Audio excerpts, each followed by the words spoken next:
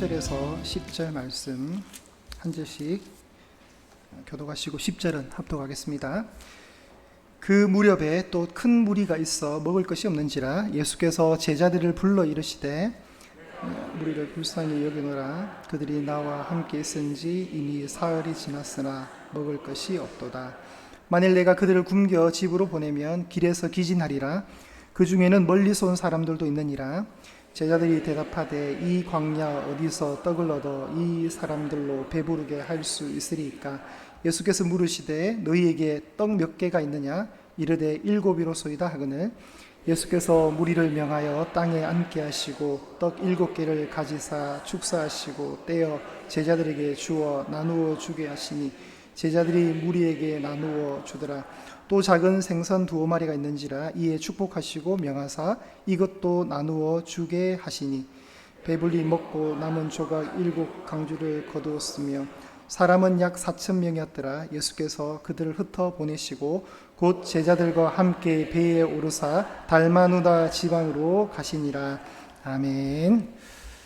오늘도 말씀 속에서 복된 은혜 누리시는 한 분 한 분의 우리 예양의 식구들 되시기를 축복합니다. 날씨가 많이 선선해져서 너무 좋습니다. 이제는 진짜 폭염이 안 올 것 같아요. 다시는. 이제 선선해졌고 이 선선한 날씨 속에 가을을 향하는데 여러분 결실하시는 신앙 되시기를 또한 축복합니다. 무르익어 가시면서 신실한 신앙의 귀한 열매 맺으십시오. 오늘은 4,000명에게 공급되는 은혜. 우리가 수련회 갔다 왔는데 140명분의 음식 정도를 했습니다. 외부 업체 불러서 쉽지 않잖아요, 그죠? 이제 4,000명에게 먹이려면 얼마나 큰 힘이 필요할까요? 예수님은 오병이어의 기적처럼 또 한 번의 급식 기사를 행하시는 장면을 오늘 말씀을 통해 보여줍니다. 자, 표에 보시면 오병이어와 칠병이어 표가 있는데요. 보이시죠, 여러분? 자, 요거 앞서서 이제 예수님 지금 어디 계시는가 동선을 좀 보셔야 됩니다. 첫 번째 올려주십시오, 그림. 지난번에 이제 여러분 수로보니게 여인 기억나시죠? 두로와 시돈 예수님 가셨잖아요. 그리고 그 다음 그림 보여주시면 이제 그 다음 그림 엄청난 그 동선이 있습니다. 저기 자 보이십시오. 계속 누르시면 돼요, 목사님. 자, 예수님이 이렇게 이동하셔요. 수로보니게 여인 고치고 저 헤르몬산 기슭을 돌아서 계속 내려오시면서 갈릴리 호수까지 오시는 거예요. 이렇게. 자, 저 갈릴리 호수가 있는 저 동네가 데가볼리 지방입니다. 데가볼리 지방이고 저기서 에바다를 하셨어요.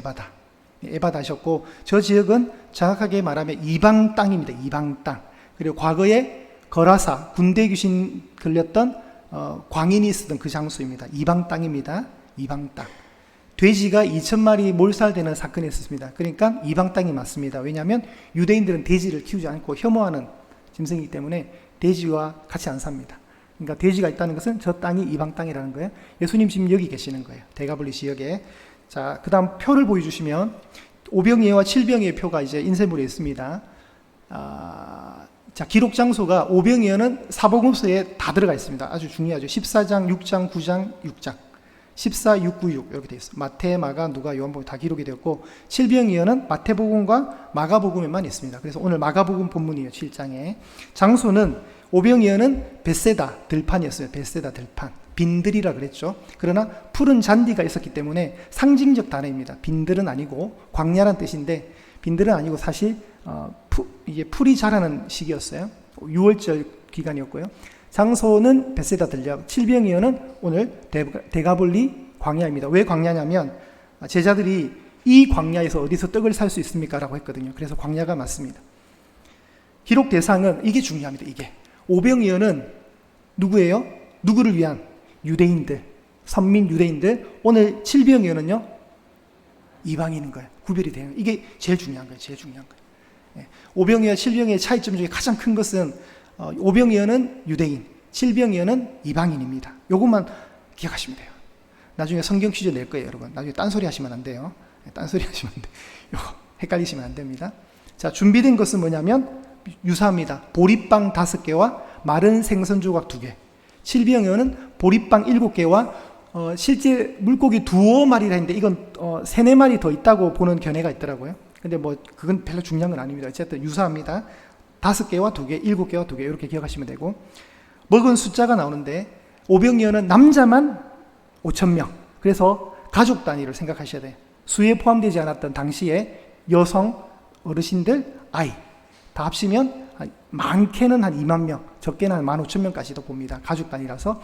칠병이는 어떠냐면 오늘 성경에 몇 명이 먹었다 그랬죠? 9절에 보시면 사람은 오늘 본문에 보십시오. 오늘 바로 인쇄물이 있잖아요. 사람은 약 몇 명? 4,000명에서 4,000명. 그런데 마태복음에 보면 마태복음의 15장 38절에 이렇게 되어 있습니다. 먹은 자는 여자와 어린이 외에 4,000명이었더라 이렇게 되어 있어요. 그러면 또 마찬가지예요. 여기도 실제로 남자만 4,000명이 먹은 거예요. 그러면 또 가족 단위로 볼 때 10,000명 이상 먹었다고 보시면 됩니다. 이방 지역에서. 마지막으로 남은 것들을 이제 보셔야죠.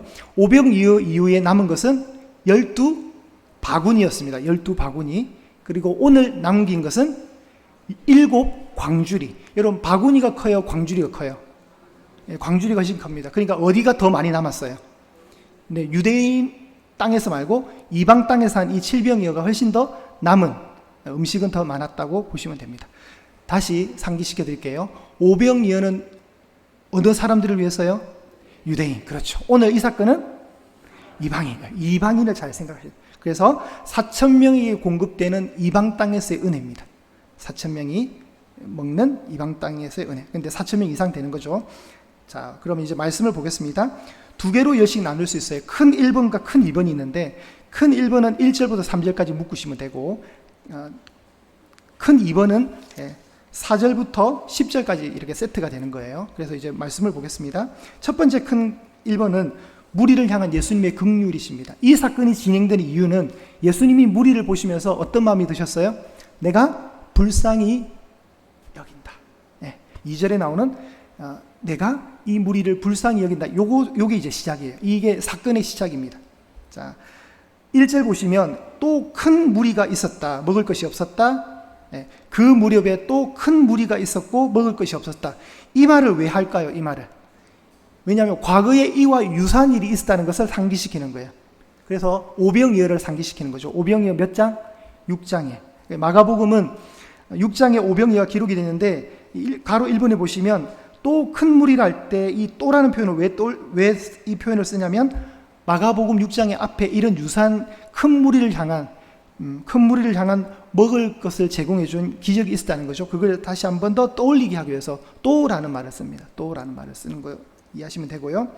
자, 이제 작은 2번에 가시면 가로 2번에 불쌍히 여기노라. 이게 중요하죠. 예수님이 내가 무리를 불쌍히 여기노라. 그들이 나와 함께 있은 지 이미 며칠이 있다고요? 3일이 되었어요. 3일이었습니다. 그리고 먹을 것이 없다. 이 사람들 대단한 사람들 같아요, 여러분. 이 사람들 진짜 예수님한테 완전 붙어가지고 너무 좋아가지고 이 말씀 집회에 많은 사람들이 모였고 3일간 지속했어요. 3일간. 여러분, 3일 이름에 제일 먼저 떠오르는 게 뭘까요?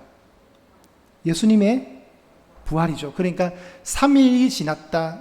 그리고 우리는 의식적으로 이 3일 후에 예수님이 부활하시잖아요. 그러면 이거는 어떤 메시지냐면 3일이라는 어떤 고난의 시간 이후에 부활의 영광처럼 은혜가 임한다는 어떤 그런 메시지. 유대인들은 숫자에 되게 예민하거든요.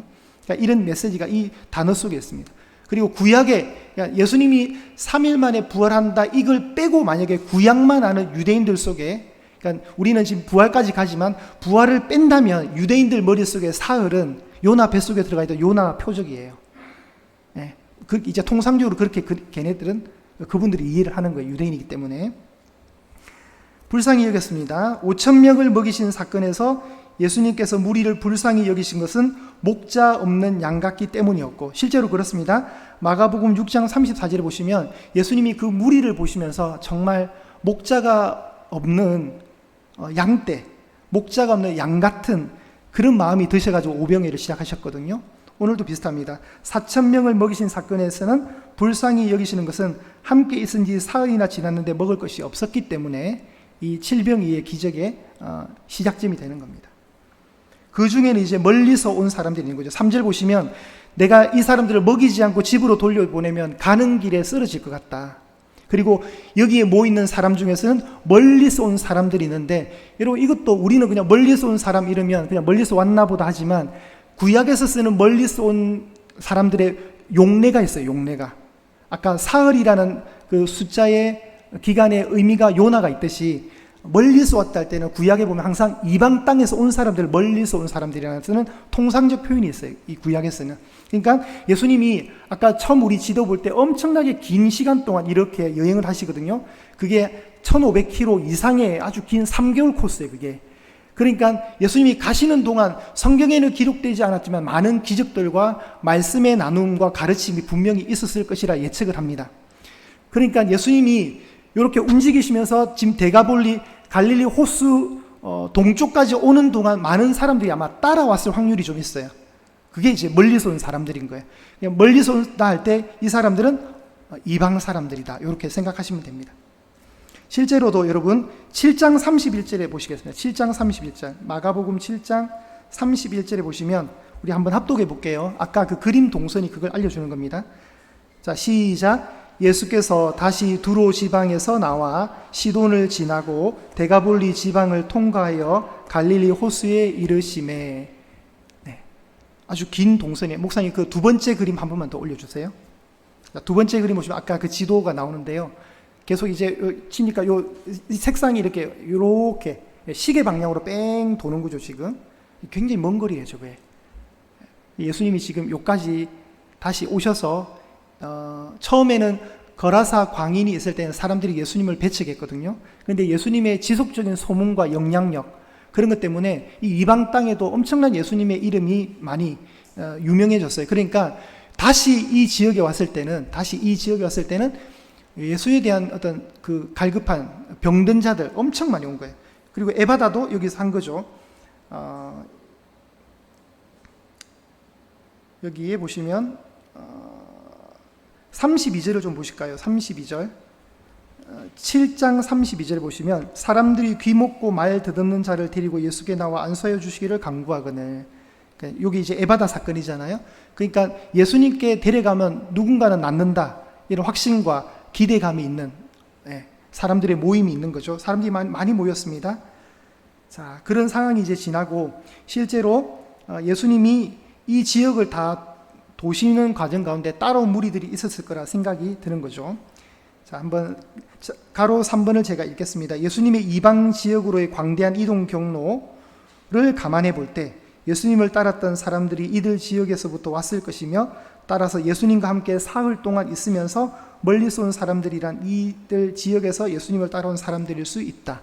제가 드렸던 얘기 그대로입니다. 자, 이제 큰 2번으로 가겠습니다. 떡 7개와 작은 생선 2마리로 4,000명을 먹이는 이제 본격적인 사건입니다. 제자들이 그렇게 질문에 대한 답을 합니다. 이 사람들이 기진하니까 굶어 죽지 않도록 해야 되겠다, 이러니까 제자들이 사질에 이렇게 말하죠. 예수님, 여기는 광야고요, 여기는 떡을 살 수 있는 가게도 없습니다. 어떻게 이 광야에서 사람들을 배부르게 할 수 있겠습니까? 라는 반문을 합니다. 여기서 제자들은 무리를 먹이는 문제에 있어서 오병이어를 할 때 5,000명을 먹일 때와는 다른 방식으로 급식에 대한 회의를 합니다.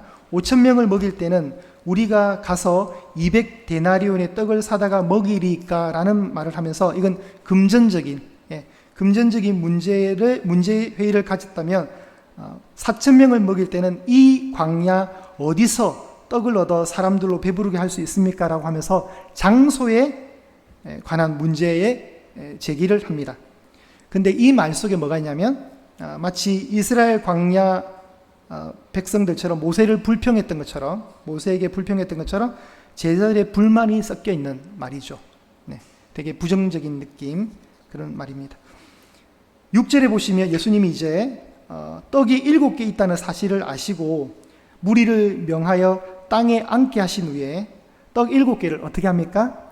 가지사 축사하시고 떼어 제자들에게 주어서 나누어 주게 하신다. 이 동사들, 가지사 축사하시고 떼시고 나눠준다. 이게 뭐예요, 여러분? 성례식에 쓰는 우리의 성찬에 떡을 떼는 그 모습 그대로 담겼습니다. 이거는 오병이어 때도 마찬가지였습니다. 하늘을 우러러 축사하시고 하나님께 감사기도 하시고 떼어서 제자들에게 주고 제자들은 그걸 받아서 또 사람들에게 나눠주고, 이게 성찬의 이미지가 있는 거예요. 그래서 6절은 성례식 성찬 용어를 그대로 담고 있고, 중요한 것은 이 성찬이 유대인들 선민에게만 있는 것이 아니라 누구에게도 적용될 수 있다고요?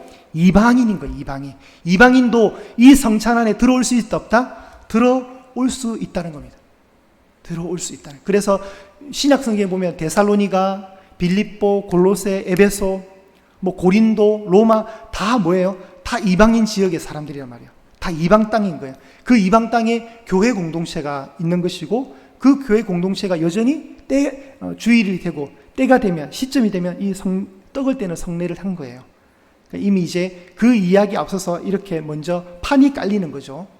하나님이 이 이방인들에게도 동일하게 성찬에 참여할 수 있는 은혜를 주신다는 것을 이 칠병이어 사건을 통해서 너무나도 분명하게 보여주는 겁니다. 그리고 예수님이 이제 작은 생선 2마리도 있는 것을 보시고 축복하시고 명하사 이것도 나눠주게 하십니다. 그리고 이제 남은 것을 다 거두어 봐 할 때 7광주리가 거두어졌습니다. 그리고 4,000명을 먹이셨고 흩어 보내셨습니다. 이제 배불리 먹게 하신 뒤에 예수님이 무리를 다 흩어서 각자의 집으로 돌아가게 하십니다. 그리고 10절은 이렇게 끝이 납니다. 곧 제자들과 함께 이제 어디에 오르세요? 배에 오르시는 거예요. 배를 타시면서 다음 사역지인 어디로요? 달마누다 지방으로 가는데, 이 달마누다는 마가복음에는 어떻게 나오냐면 마가단이라고 나옵니다. 마가단. 그리고 통상적으로 이 지역은 막달라입니다. 막달라.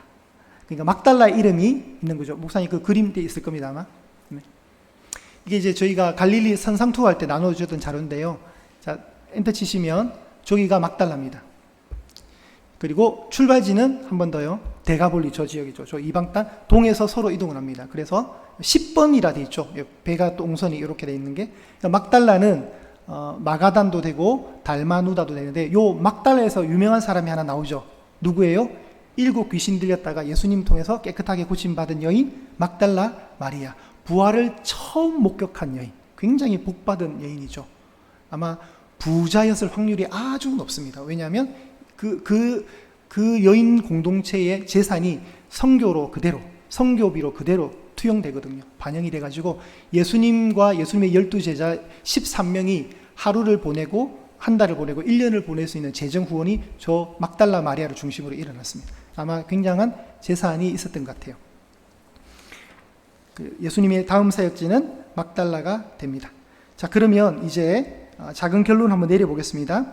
5병이어는 12바구니를 남기고 7병이어는 7광주리를 남기는데, 여기서 바구니는 작은 바구니, 꽃이나 과일을 담는 작은 바구니를 말하고, 광주리는 큰 소굴입니다. 사람들도 들어갈 수 있는. 그래서 사도행전 9장 25절에 보면 어떤 사건이 나오냐면 바울이 이 광주리 타고 탈출하는 장면이 나와요. 그건 이제 다음에 기회가 되면 알려드리겠습니다. 그래서 7병이어는 5병이어보다 더 많은 남김이 있었던 거예요. 이 남김이 있었다는 것은 더 큰 기적이라는 거죠. 이방인들을 대상으로 한 더 큰 기적, 5병이어만큼의 더 큰 기적을 가지고 있다는 사실을 알게 됩니다. 여기서 다시 숫자가 나옵니다. 5병이어는 12바구니, 7병이어는 7광주리. 숫자가 중요해요. 왜 12가 될까요? 왜 성경은 남은 것을 굳이 기록을 할까요? 여러분, 그렇잖아요. 대한민국의 한 사람으로서 저는 5병이어 뒤에 12바구니가 남든 5바구니가 남든 저는 아무 관심 없어요, 사실. 그리고 7병이어를 했는데 7광주리가 남든 10광주리가 남든 저는 관심이 없어요. 그런데 굳이 왜 성경은 이걸 기록하냐 이거죠. 그러니까 저 숫자 안에 메시지가 있는 겁니다. 여러분, 통상적으로 12 하면 제일 먼저 떠오르는 게 뭐예요? 구약으로 신약 오기 전에 12 하면 제일 먼저 떠오르는 게 뭐예요? 12지파 생각나시죠? 그리고 신약으로 왔는데 예수님이 왜 제자들을 30명, 40명 데리고 갈 수 있는데 몇 명을 굳이 선택하십니까? 12제자 선택하는 것은 구약을 그대로 개성하는 거예요. 대표성. 그러니까 결론적으로 말하면 12라는 숫자는 교회의 구원의 숫자인 거예요. 교회의 구원의 숫자. 그러니 5병이어 뒤에 12바구니 남겼다? 그러면 교회 공동체가 돼요. 그러니까 5병이어는 유대인들을 겨냥한 기적이 되는 거예요. 그리고 7병이어의 7자, 그리고 7광주리는 어떤 의미가 있냐면, 여호수아가 가나안 땅에 딱 들어갑니다. 이제 약속의 땅 가나안에 들어가요. 가나안 땅에 딱 들어가기 전에 7개의 집 족속이 있어요. 이미. 그러니까 여호수아가 가나안 땅을 딱 정복하러 갈 때 땅이 텅 비어 있어가지고 그냥 무혈입성하는 게 아니라 그 지역에는 이미 오랜 시간 동안 정착해서 살고 있던 7개의 족속이 있었어요. 가나안, 헷, 히위, 브리스, 기르가스, 아모리, 여부스라는 이 7개의 족속이 딱 버티고 있는 거예요. 그러니까 다 전쟁에서 싸워야 돼요. 그러니까 구약을 딱 생각할 때 가나안 땅 이러면 뭐죠? 7. 그럼 7은 우리가 흔히 말할 때 안식의 숫자고 완전한 숫자고 충족의 숫자이기도 하지만 이게 이방인들을 볼 때 가나안에 이미 7족속이 있다는 것은 7이라는 숫자가 이방인을 상징하는 또 숫자가 되는 거예요. 그런데 하필이면 또 7광주리가 남은 겁니다. 자, 이 사건을 예수님이 얼마나 어떤 면에서는 중요하게 생각하시는지 마태복음을 한번 찾아보겠습니다. 여러분 성경책 마태복음 16장을 한번 펴보십시오. 신약성경 26면에 있습니다. 신약성경 26면에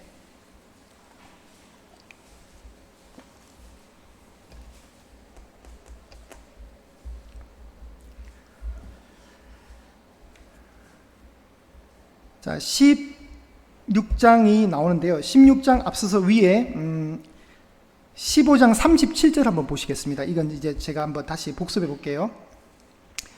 15장 37절 다 배불리 먹고 남은 조각을 7광주리에 차게 거두었으며 먹은 자는 여자와 어린이 외에 4,000명이었더라. 예수께서 무리를 흩어 보내시고 배에 오르사 어디로 가셨다고요? 마가단 지경으로 가시냐. 아까는 어디였어요? 달마누다였잖아요. 우리 마가복음에서 똑같은 본문이에요. 병행구절이에요. 그리고 16장에 드디어 이제 표적을 얘기합니다. 바리새인과 사두개인들이 와서 하늘로부터 표적 한번 보여줘봐 이렇게 얘기하시면서 이제 시비가 붙고요. 이제 여러분 어디로 가시냐면 5절입니다. 5절 16장 5절에 예수님이 이제 건너편으로 갈 때 제자들이 떡을 가져오는 것을 까먹었어요. 그러면서 예수님이 6절에 삼가 바리새인과 사두개인들의 누룩을 주의해야 된다. 그리고 7절에 제자들이 서로 의나 이르되 우리가 떡을 가져오는 것을 깜빡했네. 예수님이 그 얘기가 지금 동상이몽인 거예요. 딴 얘기예요 지금. 8절에 예수께서 하시고 이르시되 믿음이 작은 자들아 어찌 떡이 없으므로 서로 논의하느냐. 9절에 너희가 아직도 깨닫지 못하느냐.